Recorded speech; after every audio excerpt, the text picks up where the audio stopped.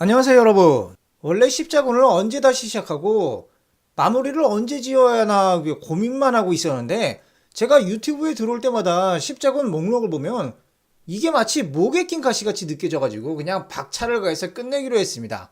그리고 다들 아시겠지만 제 미술 영상들의 조회수들이 저조한 편인데 십자군은 완전히 망필이거든요. 그러니까 이거 보시는 분들 사돈의 8천을 동원해서라도 조회수 좀 올려주세요. 자, 어쨌든 지난 시간에 안티오크를 향하다가 고드프로와의 동생 보두행이 비열하고 치사하고 더럽게 에데사를 차지한 이야기를 하고 끝냈죠. 자, 그리고 오늘은 안티오크 공방전을 하도록 하겠습니다.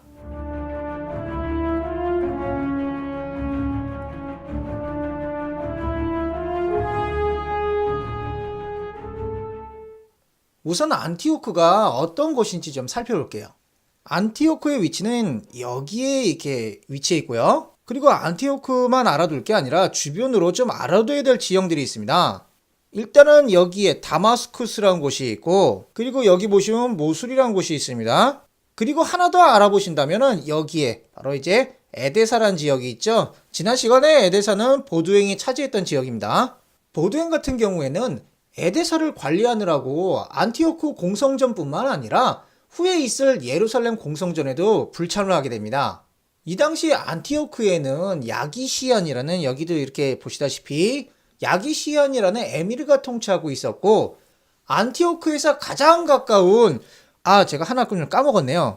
여기 알레포라는 지역. 자, 이 알레포라는 지역이 있었는데 사실 여기도 알아두셔야 될 지역이죠. 자, 이 알레포에는 리드완이라는 술탄이 있었어요. 자, 그런데 문제가 뭐냐? 인접한 나라들이 항상 그러하듯이 야기시안하고, 그리고 여기 알레포 지역에 있는 리드완하고 이 두 사람이 서로 믿지 못하는 사이였다 이거죠. 그리고 심지어 이 리드완은 호시탐탐 안티오크를 차지할 그러한 생각만 하고 있었다 이겁니다. 이런 리드완의 야심 때문에 야기시안은 자신의 딸을 리드완에게 결혼을 시켰지만 아무 소용이 없었습니다. 그러니까 처음부터 알레포에다가 군사 요청을 할 수가 없었죠. 아무리 십자군들이 밀려 내려온다고 하더라도. 왜냐? 자칫하면은 도와주러 온 이 리드완의 군대에게 자신의 이 영토가 먹힐 수도 있는 그러한 상황이 될 수 있거든요. 그래서 결국 가까이에 있는 알레포가 아니라 좀 거리가 멀리 떨어져 있는 이쪽에 있는 다마스쿠스의 두카크에게 도와달라고 요청을 하게 되는데, 이게 또 문제가 되는 게, 두카크 같은 경우에는 알레포의 술탄인 리드완의 동생입니다. 그런데 리드완이 알레포의 왕위를 차지하려고 형제들을 다 죽이는 걸 보고 나서 다마스쿠스로 도망을 가요. 그러니까 여기 다마스쿠스에 있는 두카크 역시 쉽사리 군대를 움직일 수가 없었다 이거죠. 왜냐? 군대가 빠진 사이에 형인 리드완이 군대를 몰고 와가지고 다마스쿠스를 먹을 수도 있었으니까요. 더군다나 리드완은 당시 두려움의 대상이었던 암살단, 이 아사신파. 자, 이 아사신파와 손을 잡고 있었기 때문에 두카크도 그렇고 야기시안도 그렇고 언제 이 아사신들이 와가지고, 즉 이 암살자들이 와가지고 자기를 죽일지도 모른다는 두려움에 사로잡혀 있었다 이거죠. 자, 상황이 이렇게 되다 보니까 야기시안의 아들이 그냥 직접 군사 요청을 하러 다마스쿠스에 있는 두카크에 가게 되는데, 막상 와가지고 두카크를 설득을 하지만 이 양반이 쉽사리 결단을 못 내리고 질질 끌다가 십자군하고 안티오크가 싸움을 시작한 지 한 2달 정도가 지나서야 안티오크로 오게 됩니다. 근데 그마저도 재수없게 군량을 조달하러 나왔던 보헤몬드가 이끄는 십자군하고 마주쳐가지고 패해버립니다. 그리고 후퇴해요. 자, 그리고 이 야기시아는 다마스쿠스에 있는 두카크뿐만 아니라 여기 멀리 떨어져 있는 모술의 카르부가라는 사람, 카르부가 같은 경우에는 전 시간에도 잠깐 언급이 됐었는데 이 모술의 통치자인 카르부가에게도 도움을 요청하게 됩니다. 하지만 안타깝게도 뒤에 보시면 아시겠지만 카르부가 역시 삽질을 크게 하게 되죠. 그건 조금 이따 설명드리겠습니다. 아무튼 간에 안티오크의 상황이 이랬습니다.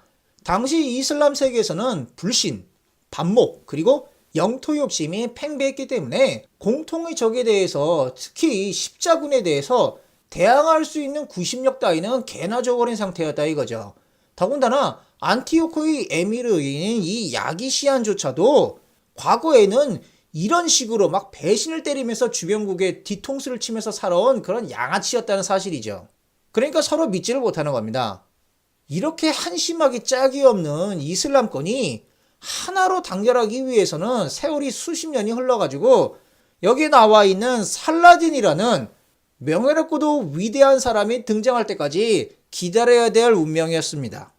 다시 안티오크로 넘어와가지고 이렇게만 이야기한다면 야기시안이 절대적으로 불리해 보이는데 십자군한테도 불리한 점들은 있었습니다. 일단 안티오크 성이 너무나 크다 보니까 성곽 둘레가, 즉 여기 이렇게 이 삥 둘러싼 둘레가 12km 정도에 달하기 때문에 십자군들이 수적으로도 원래 많지가 않기 때문에 이걸 삥 둘러서 포위할 수가 없었어요.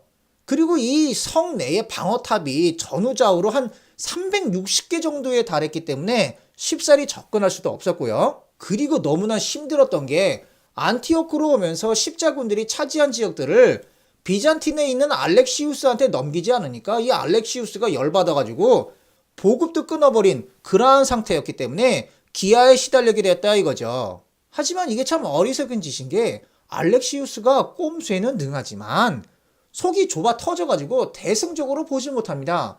숲이 아니라 나무만 본다 이거죠. 가령 예를 들어서 여기 소아시아 지역하고 여기 시리아 지역이 있는데 만약 이 두 지역의 십자군 국가가 확실하게 자리를 잡는다면은 비잔틴 입장에서는 이슬람 군대에 대한 완충지대가 생기는 거잖아요. 그러면 결과적으로 나라가 안정이 되는 거라서 이거 뭐 빤스라도 먹고 도와줘야 될 그러한 상황인데 초를 치고 있으니까 한심한 거죠. 뭐 여러 가지로 원인이 있겠지만 이런 식으로 앞을 내다보지 못하니까 나중에 십자군 국가가 무너지고 완충지대 사라지고 자 결국 1453년에 비잔틴의 수도인 콘스탄티노플이 이슬람에게 함락되고 만다 이거죠. 자 다시 안티오크로 와서 이 안티오크는 지형적으로도 방어 측에 유리했습니다. 일단 안티오크 이 성체가 있는 정면 지역에는 여기가 산악지형으로 되어 있었어요. 그래가지고 군대가 주둔하는 것이 좀 불가능했고 그리고 이 안티오크 성의 배후에는 여기 보시다시피 오론테스 강이 이렇게 흐르고 있었습니다. 그렇기 때문에 여기를 그냥 다 넘을 수가 없었어요. 이 오론테스 강을 넘을 수 있는 유일한 길은 여기에 있는 다리가 있었는데 문제는 뭐냐? 여기 다리 맨 끝에 있는 이 지역과 이 지역에는 또 방어탑이 있기 때문에 건너는데 희생이 불가피했다 이겁니다. 자 그래서 그러한 결과로 십자군들은 이쪽 지역은 산악지형이고 그리고 이쪽 지역 역시 뭐 강을 끼고 있는 그런 지역이다 보니까 여기 즉 외부로 통하는 이 세 개의 문 앞에다가 진지를 구축하게 되었다 이거죠. 하지만 안티오크 성내에는 또 하나 유리한 게 있었는데 그건 이제 식량과 식수가 풍부하니까 버티는데 문제가 없었어요. 반면에 십자군은 보급이 끊겨가지고 먹을 게 없잖아요. 자 그러다 보니까 그걸 견딜 수 없는 탈영병들이 생기고 급기야 민중 십자군을 모집한 열렬한 선동꾼 중에 한 명이었던 여기도 나와있죠 은자 피에르 이 양반마저도 도망치다 잡혀가지고 다시 돌아가게 되는 이런 총국이 벌어진다 이겁니다. 사실 이 양반이 선동해가지고 죽은 사람이 얼마나 많았습니까? 소아시아 지역의 민중 십자군 수만 명이 죽었잖아요. 하지만 그때도 살아남고 지금 여기에도 자기 혼자 좀 살아보겠다고 몰래 탈영이 나오고 하지만 이 양반은 끝까지 또 살아남습니다. 이게 원래 뭐 영화나 드라마를 보면 사실 그리고 우리나라 역사를 봐도 그렇지만 이렇게 좀 치사하고 비열한 인간들이 좀 끝까지 살아남죠. 참 아이러니가 아닐 수 없습니다. 자 어쨌든 간에 십자군은 이 안티오크를 포위하게 되고 서로 교착 상태에 빠지게 되는데 아무리 기다려도 지원군이 오지 않으니까 야기시안이 너무나 다급해가지고 자신의 사위자 원수 같은 여기에 있는 이 알레포의 통치자 리드완에게 도움을 요청하는데 리드완은 오케이 이때다 하고 군대를 끌고 옵니다. 하지만 수적인 우세에도 불구하고 이슬람 세계에 이미 무적이라고 소문난 십자군의 용맹에 검을 먹은 병사들이 우왕좌왕하는 바람에 보헤몬드하고 고드프로아에게 패해가지고 도망을 가죠. 그리고 얼씬도 하지 않습니다. 결국 이렇게 평행선을 달리던 중에 십자군에게 너무나 불리한 소식이 전해지죠. 바로 여기 모술 지역에 있는 통치자인 카르부가가 대군을 이끌고 온다는 소식인데 이렇게 되면 십자군은 앞뒤로 적에게 둘러싸이는 최악의 상황이 된다 이겁니다. 그러나 여기서 카르부가가 아까 제가 말씀드린 것처럼 치명적인 실수, 삽질을 하게 돼요.